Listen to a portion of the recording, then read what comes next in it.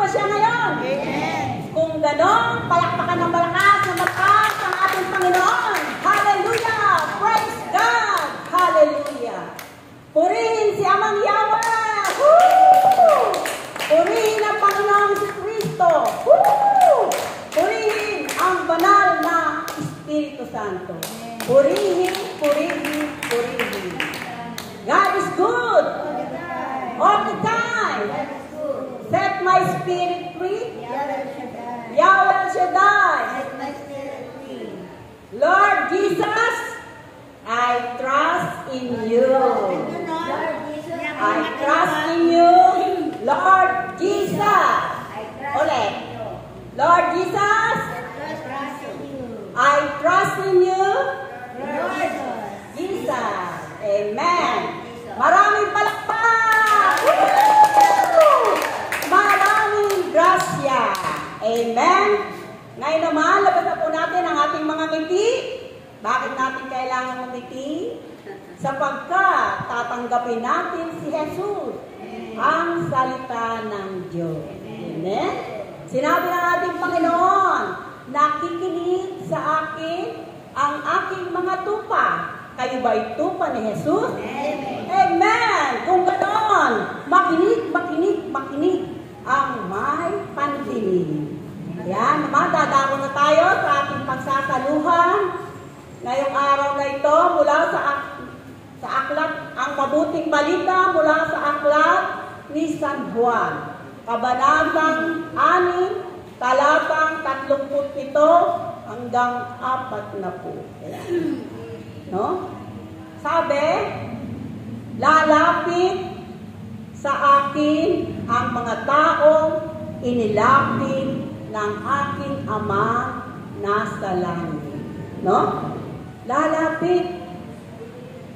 Pero, malibang hindi ilapit ng ating Amang nasa langit, no? Hindi tayo makalalapit kay Jesus.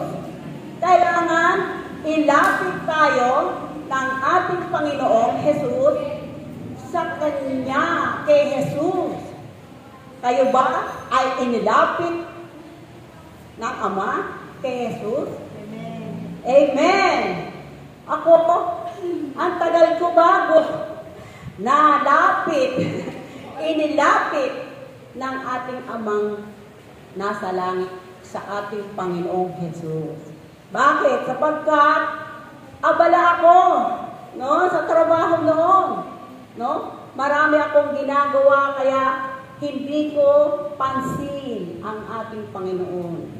At hindi ako madalas magsimba noon kaya wala akong alam sa mga turo ng ating Panginoong Jesus.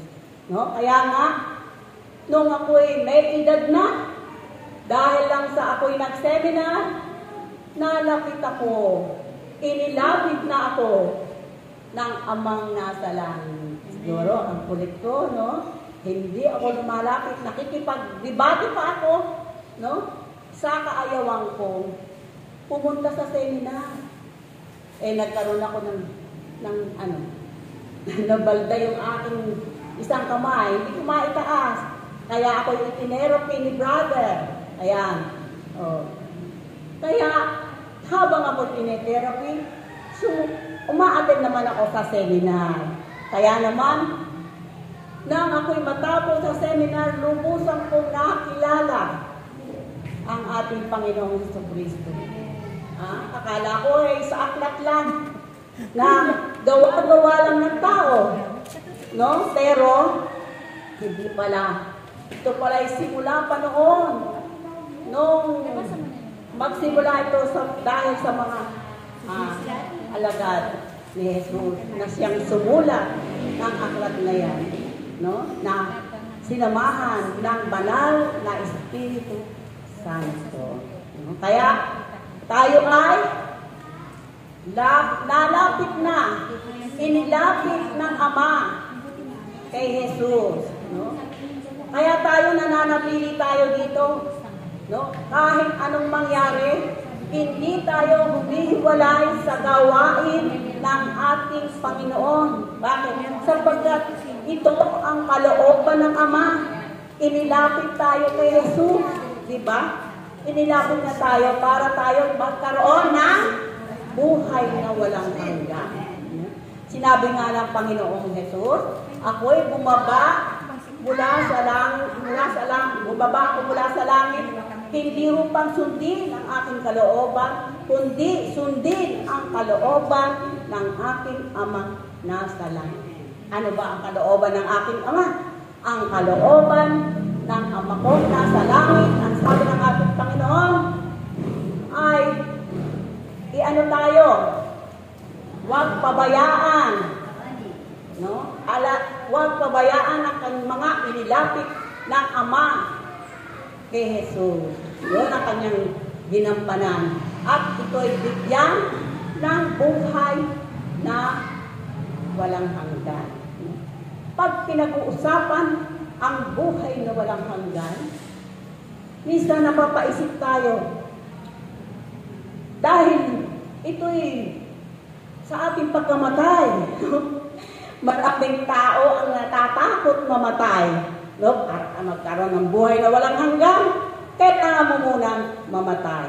At sinabi ng ating Panginoon, ang nakakita sa akin at nanalig, no? At sumampalataya sa ating Panginoon, yon ang magkakaroon ng buhay na walang hanggan. No? Kapag tayo'y nanalig, nanampalataya sa ating Panginoon, magkakaroon tayo ng buhay na walang hanggan. Ipinakita na ng ating Panginoon, no? Yung buhay na walang hanggan. Nung siya ay mamatay at ikatlong araw ay muling mabuhay. No? Yan ang katawan na ibibigay sa atin sa huling araw. No? Bibigyan tayo ng katawan na gagamitin natin patungo doon sa kaharian ng langit. Yan pa, katawang panlangit. No? Sapagkat si Jesus, nang siya ay mabuhay, naglalabas siya sa mga dingding. No? Naglalabas siya. Pero siya ay may laman, may butog. No? May katawan. Hindi siya espiritu. Hindi siya multo. Yon ang katawan. No? Kaya buhay ang ating Panginoong Jesus. Kaya siya ay isasama niya tayo sa buhay na walang hanggan. Kapag tayo ay namatay. Ang mga nananalig at nananampalataya, mamatay ay muling bubuhayin. Amen? Palakpakan natin ang ating Panginoon. Tayo ay takot mamatay. Sino ang hindi takot mamatay? Taas ang kamay. Oo. Taas. Sasabihin na, mauna ka. Ayan. Hindi takot mamatay. Yung mga hindi nakakakilala sa ating Panginoong Hesus. Yun ang takot mamatay. Pero tayo, na nakakakilala na sa ating Panginoon, hindi tayo takot mamatay. Bakit? Alam na natin ang ating patutunguhan. Sapagkat sa pagkamatay, mayroong, yun ang simula ng pagsilang natin sa kabilang buhay. Doon sa buhay na walang hanggan.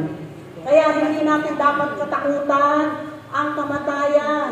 Maraming tao talagang hindi natatakot mamatay. Siyempre, nakita mo kung paano mamatay, no? Ang hirap, diba? Sisinghap-singhap, no? Sisinghap-singhap, naghahabol lang hininga. Ang tagal, malagutan. Biruin mo yung hirap na yun, no? Naaabutin mo. Kaya ayaw mo mamatay.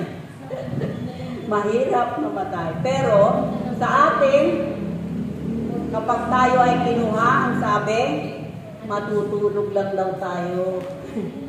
At wala na, nandun na tayo gigising sa kabilang buhay. Amen? Palakpakan natin ang ating Panginoon. Hallelujah. Praise God. Hallelujah. Ayan, sabi nga, dapat nating paghandaan ang ating kamatayan. Maraming tao ang pinaghahanda nila, yung bumibili sila ng mga bibigyan, ng paglalagyan, museo, lupa. Pero hindi yun ang tunay na dapat natin paghandaan. Ang tunay natin dapat paghandaan, yung patutunguhan ng ating kaluluwa. Ito ba'y makakaakyat sa langit o mapupunta sa impyerno? Diba? Madalas itanong, saan niyo gusto mapunta? Sa langit ba o sa impyerno? Siyempre sa langit.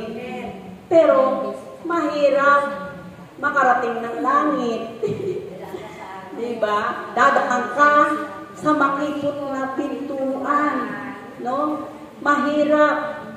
No? Kaya kailangan mo ng sakripisyo para makarating doon. No? Sabi nga, ang ating Panginoon ang daan. Kaya siya lang ang tanging daan sa ating patutunguhan. Wala nang ibang pintuan kundi ang ating Panginoong Jesus. Yan. No? Talaga naman na tayo sa panahon ito, marami ang naghahanda, no? Hindi ng katulad natin yung paghahanda, yung ating patutunguhan. Ang hinahanda nila, yung kanilang paglilibigan. Diba? Minsan naman, walang kahanda-handa. Kauto ang pamilya. Diba? Hindi alam kung saan. Pera ang kailangan, diba? Kung wala kang pera, paano ka na malilibing? No? Diba? Paano ka na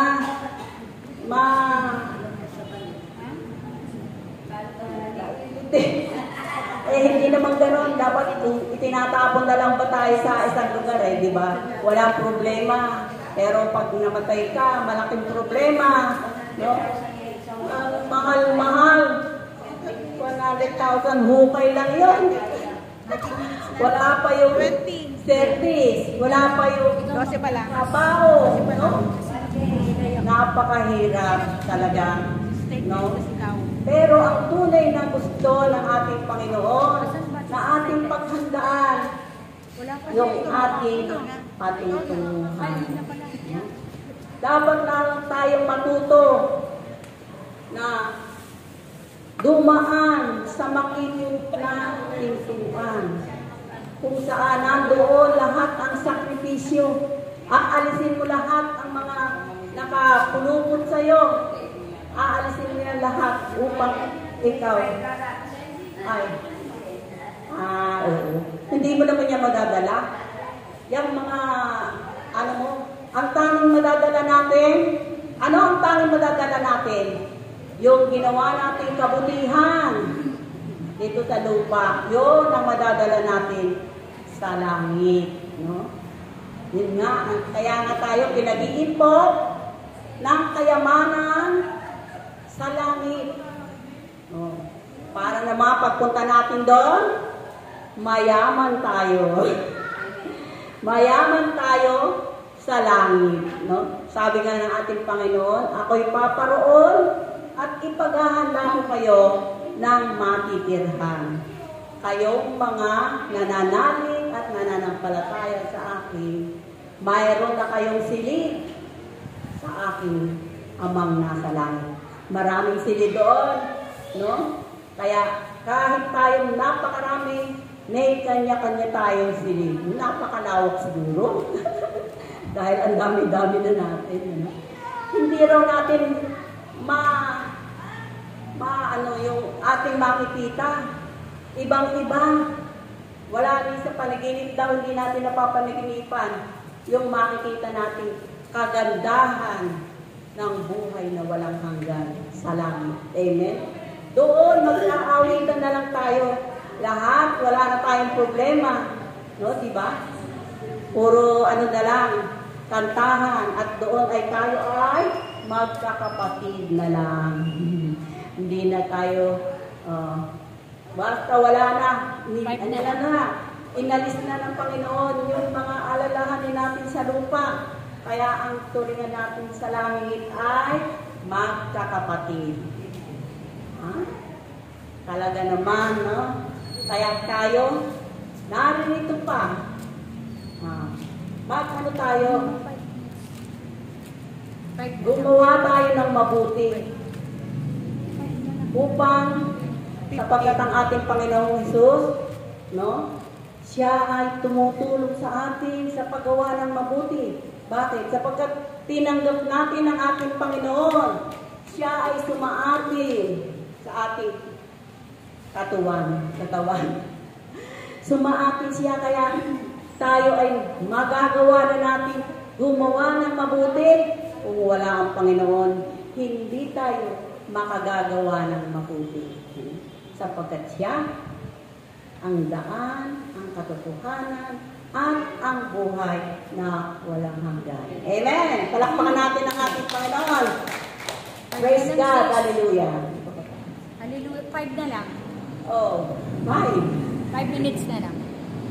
Hallelujah! Hallelujah! Hallelujah!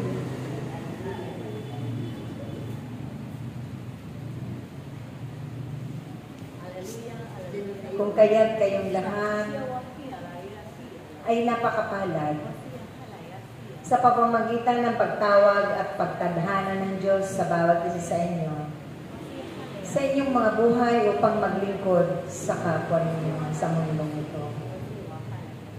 Kaya ang lahat ng oras at pagkakataon niyan ay nararapat huwag ninyong sasayangin sa walang mga kabuluhang bagay lamang, kundi ang pahalagahan ninyo ang paglilingkod ninyo sa Diyos. At sa pamamagitan ng inyong mga pag-ibig, kagalakan, na itong kalakip upang kayong lahat ay magtagumpay, kababaang loob, na taglay-taglay ninyo ang mga bunga ng banal na Espiritu Santo sa inyong araw-araw na paghayo. Iyan ang kalulugdan ng Diyos. Huwag na ninyong iaksaya ang mga nalalabing oras ninyo sa mundong ito. Ialay na lamang ninyo ito sa gawain ng Diyos, sa paglilingkod sa Kanya, upang masigit na maging makabuluhan ang inyong mga buhay. At ito ang magiging daan ng paghahanda ninyo upang kung kayo man sa takdang panahon ay sumakal bilang buhay na tunay na marami na kayong naitanim ng mabubuting bagay upang doon ninyo ito aaninin na kayo ay makakamtan ninyo ang buhay na walang hanggan. Sa pamamagitan ng mga katuruan at mga aral ng Diyos, tunay na maliliwanagan ang bawat nadirinlan at manatili na kayo sa liwanag. Huwag na ninyong tangkain pa na manumbalik sa kadiliman, kundi ang magpatuloy sa liwanag na ito ang buhay na kasiyasya na kaloob ng Diyos sa bawat isa sa inyo. Higit sa kawang ito na Kanyang pinalugdan, kayong mga naririto, ang aking paalala, huwag na kayong tatalikod pa upang higit na biyaya at pagpapala at mga himala ang sa inyong mga buhay, sangko ng inyong mga angkan. Amen, no? Pahalagahan daw natin yung buhay natin na nalalabi. Pahalagahan natin na ang ating mga gagawin ay mabubuti, no? Meron tayong kababaang loob, no? Yung bunga ng banal na espiritu ay sumasa atin, no? Yan ang sabi, yan ang kinalulugdan ng Diyos. Kaya pag nalagod ng Diyos, tsak yun, no? Mayroon tayong buhay na walang hanggan. Amen? Palakpakan natin ang ating Panginoon. Ngayon naman, ang maitatagubilin ko lang sa inyo.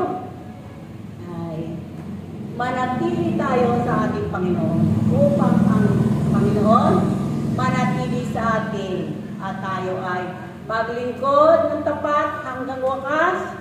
Ang naglilingkod ng tapat hanggang wakas, ang siyang maliligtas. Amen. Palakpakan natin ang ating Panginoon.